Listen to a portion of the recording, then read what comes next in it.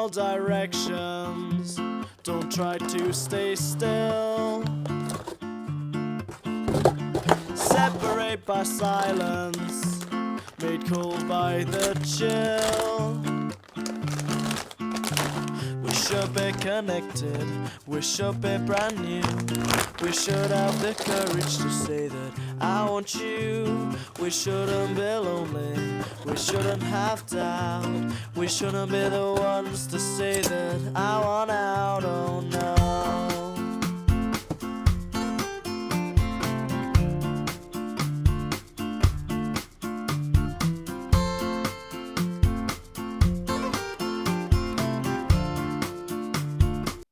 Hi everyone, and thanks for joining in. And in today's video I'm going to be quickly reviewing and giving my personal opinion on the Presonus Revelator.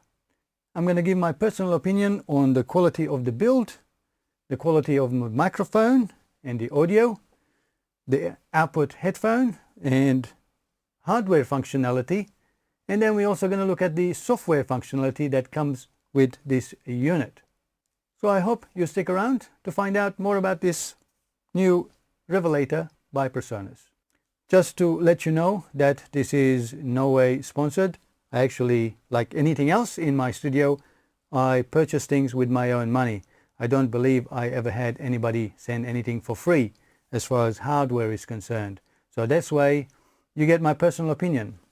If this Revelator microphone is good, I say it's good. If it's bad, I say it's bad and tell you why it's bad and what parts of it are bad.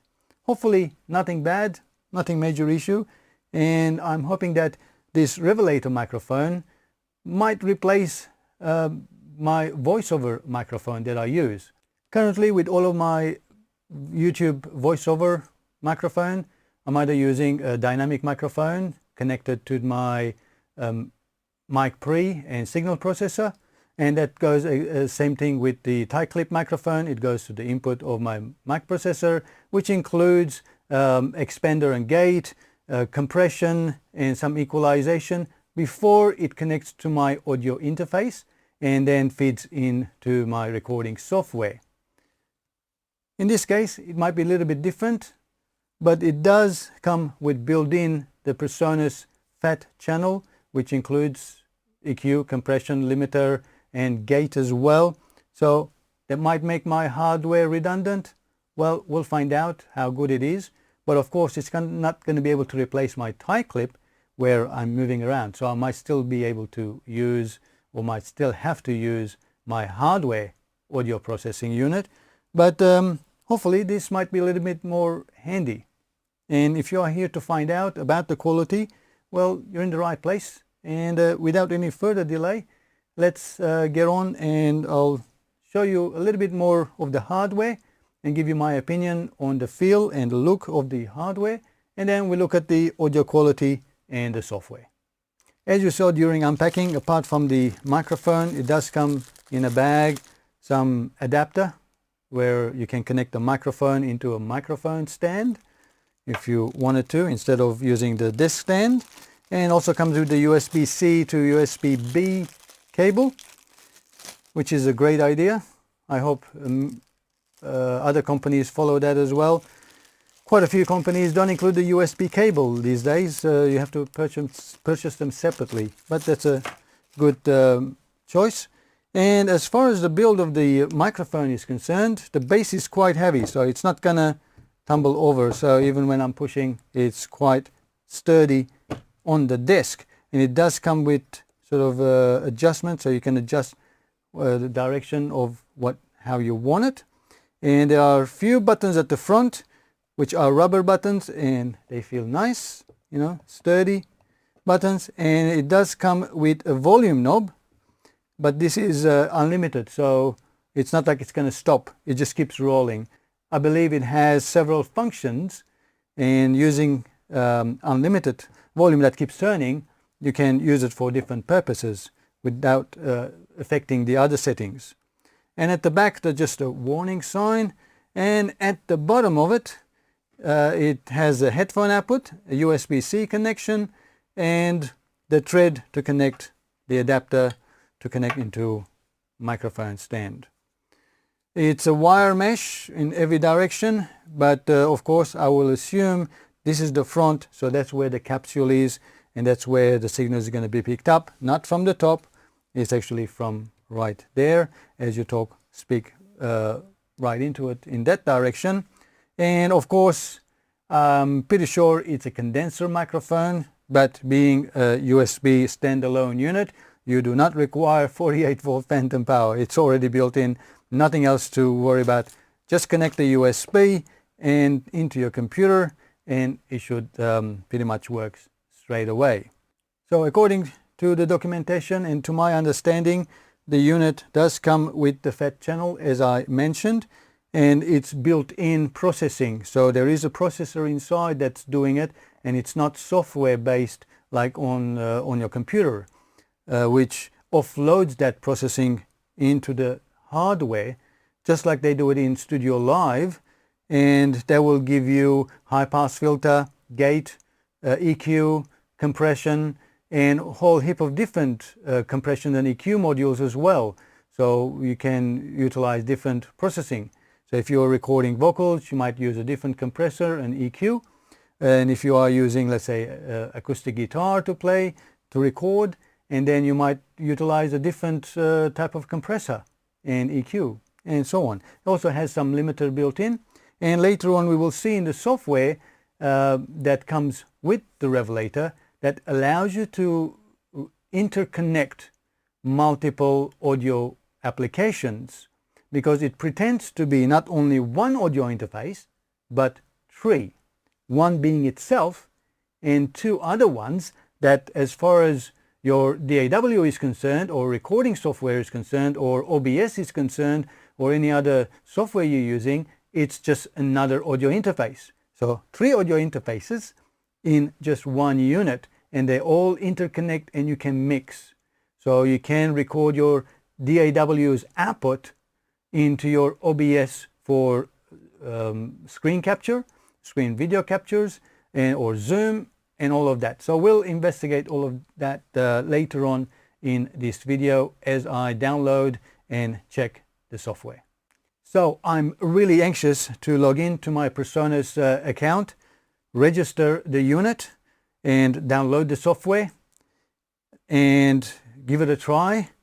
Of course, when you register the hardware, and apart from downloading the software for it, if you purchase this one, you will get Studio One Artist, the latest version, whichever one it is. At the moment, it's version 5. So without any further delay, I'm going to do that, and I'll come back and we'll look at the software side. And when I come back, all of the audio, I hope that it will be coming from the Revelator and not my tie clip microphone, so that way we can actually compare the quality of the sound. Well, welcome back. What you're hearing now is the audio coming from my Revelator. I have installed the universal control, and it automatically straight away detected my Revelator microphone, and it also detected that it was an older version of a firmware, and it automatically asked me to click OK to update the firmware, which I have done, and it's at the moment version 1.31. And as we can see on the screen, at the moment it's 48 kilohertz, and I can have up to 96 kilohertz sampling rate as well. And the block size of 512, it goes down to 16, but I'm going to leave it at 512 for the time being. But before I continue, I thought I'll just mention a few things about what you get when you do register your Revelator microphone on Presonus. So once you register, these are all the software that you're going to get on top of Studio One version 5 Artist Edition. So you get the Plugin Alliance, all of these software, output movement, Clangham tube compressor, you'd get Neutron Elements, you get Native Instrument Replica, Cherry Audio Voltage Studios, I don't even know what they are, or Melodics. Half of these I'm not sure because I don't use them. UVI Model ID, I guess they're all VST instruments and sound modules like synthesizers and things of that nature, and Analog Lab, which I use, and you can download that one. So there's a few other things that you get. The Bassist, which is a good one, UJam Bassist, why not? And Studio One Artist, of course, you get that as well. And as you can see on the screen, there are a lot of videos about the Revelator by Presonus. Feel free to watch them. Not sure if they're biased or not. I would assume they would be a little bit, but not my video. So what you're seeing on the screen is the control panel of the Revelator. And you get that by clicking on the icon in the universal control. And I will go into the basic setup of it and how it actually works. But first of all, let's talk about the audio. The audio is, pretty impressive. It's nice and clear. Of course, at the moment, what you're also hearing is the fat channel turned on. And I did set up my fat channel the way I like it. And let me turn it off. And this is how it is without the fat channel. And let me turn the fat channel back on. So it's nice and brighter. There's a gate and a compressor in there. Now, one thing you may notice is that, and what I have noticed in my headphone is, doesn't matter how close I am and how far I am, there's a little proximity effect in there. So they must have some sort of a processing happening in there. So even if I'm this far away and I'm on this side and at the front, or even get closer and further away, the volume level doesn't change. That's because the fat channel is doing some of the work, but I believe there's something else happening in there. And it's quite different because I cannot hear myself right in the middle. I feel that it's actually further, my voice is wider. And it's not mono-centered. I don't know. I've had these headphones, and these are the KRK 8400s, and I had these headphones for many years, and it's I know quite well, but it's not centered, so it's not what I'm used to. And I guess they're trying to make sure that movements around when it's being recorded, the level doesn't change. Now, I should mention also that there are two capsules in this microphone, one at the front, one at the back, and you are able to change the pattern. And we can do that by going into the setup.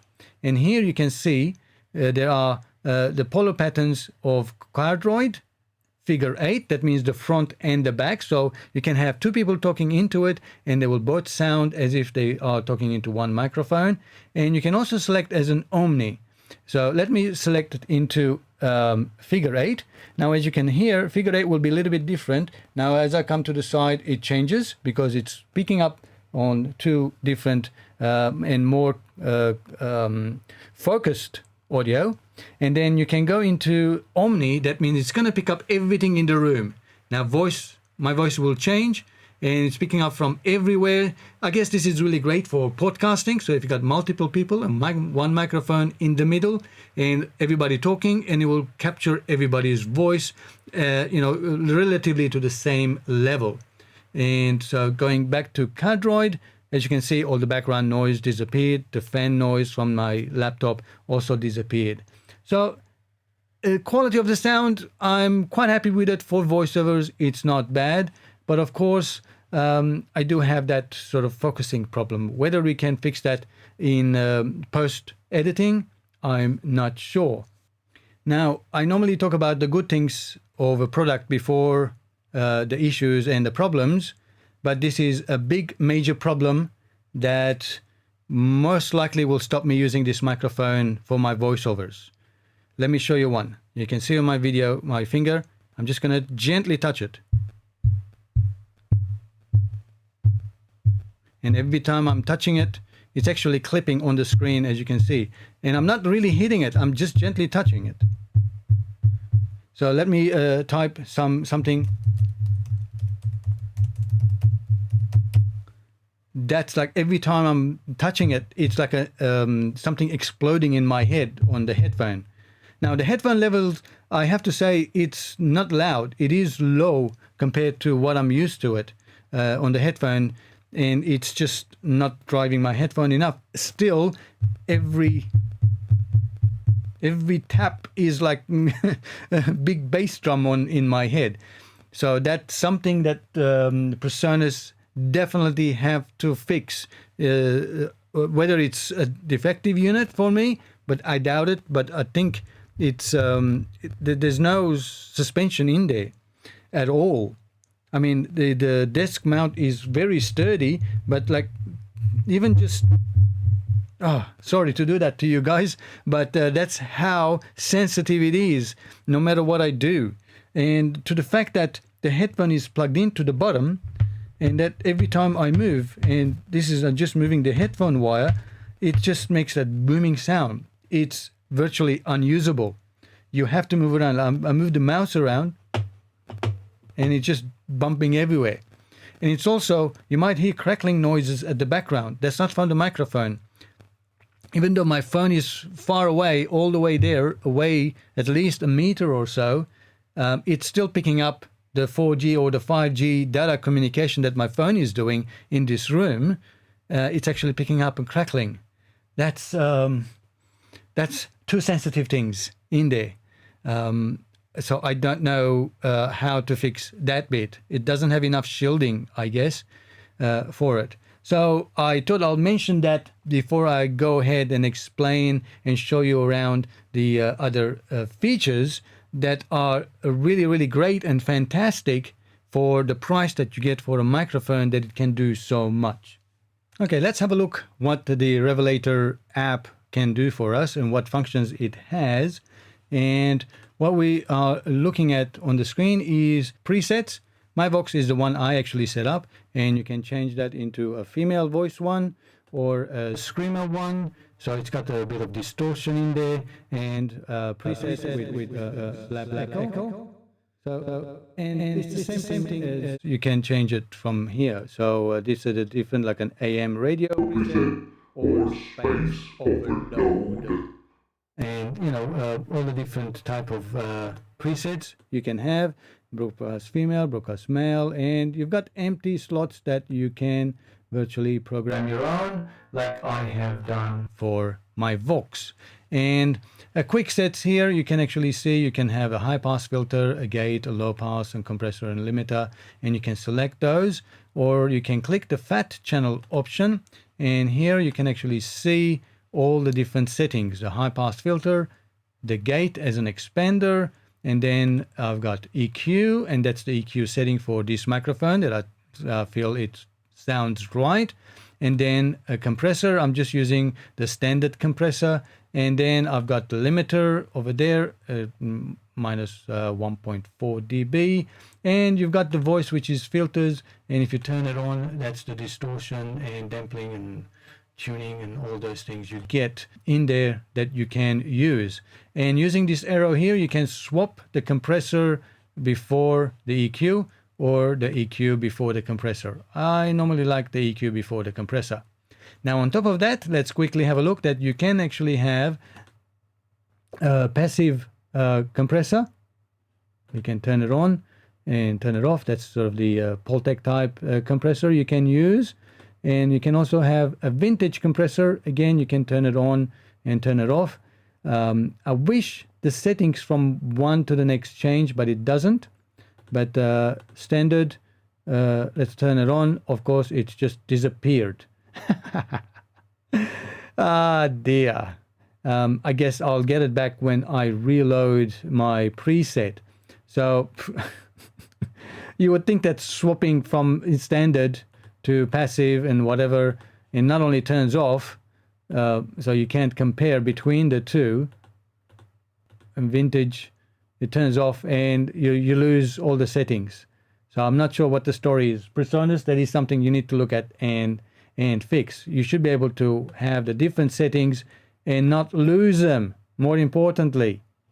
And let's have a look at the compressor. This is the standard compressor. We've got the standard compressor and the tube compressor, and then we have the fat compressor. This is like 1176, and this is like the LA2A compressor and the standard compressor. So let's go back and select my voice. Yep, and it's back.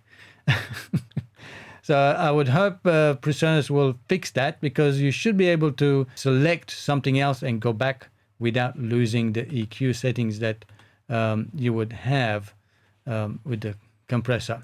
The EQ is a 4-band standard in this case, you know, high, low, and all standard features.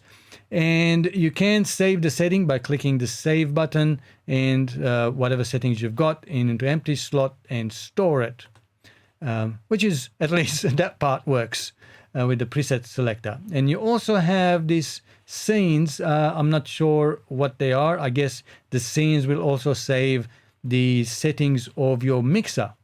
Explaining the mixing or the fader section, it's going to be a little bit hard. I hope you can get your head around it. As I mentioned earlier, the Revelator software is pretending to be 3 different interfaces, audio interfaces. As far as your computer is concerned, whether Windows or Mac, it's going to look like 3 different interfaces. One of them is the actual playback, and then you've got loopback 1 and loopback 2. And on the screen, what we're hearing here is the monitor level.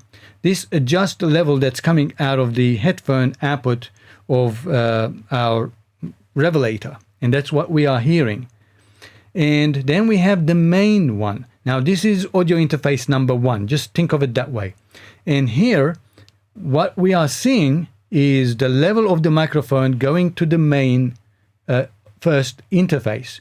And it's going to look like microphone 1 and 2 in your audio interface from Revelator. But at the same time, we can feed in the inputs from the other loopback 1 and loopback 2 by adjusting these volumes. So let's say we have another software which is OBS connected to loopback 1 and some, let's say, Windows Media Player, because I'm on Windows, it will play on loopback 2.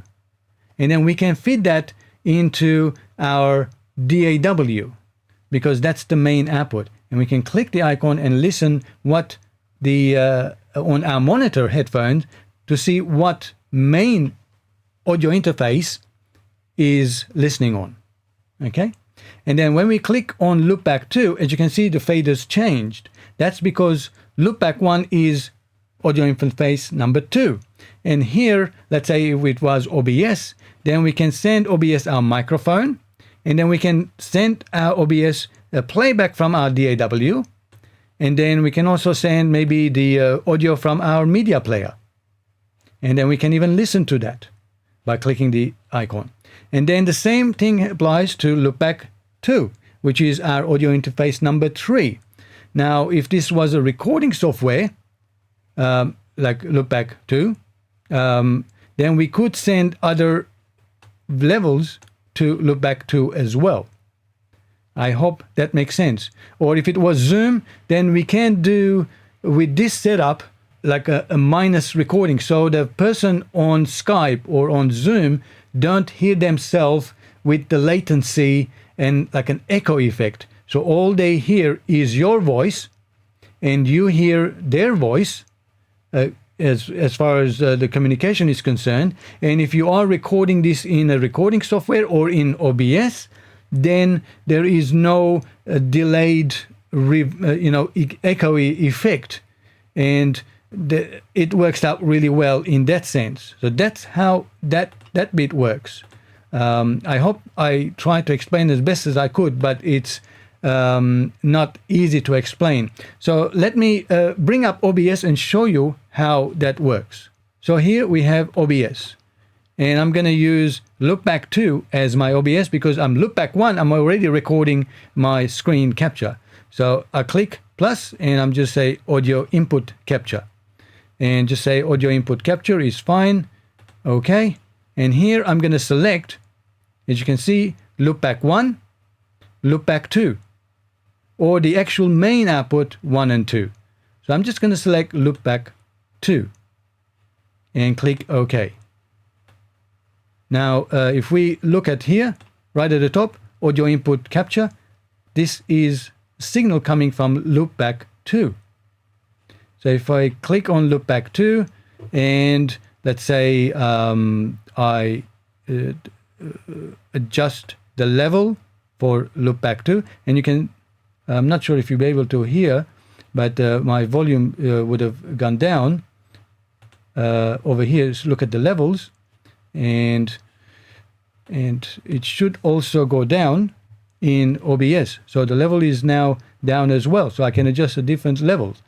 And I'm listening on that loopback, and the level is too low on my headphones, so I can always go back and monitor right here. Okay, so as you can see on my monitors, my headphones, I can hear loud and clear, but on loopback 2 you can see the output level is low as well, because I've got the microphone level turned down, and that's the signal going out to loopback 2. And for that I can send my audio output of my DAW or from my loopback 1 as well. So having a look here, see the level is really low.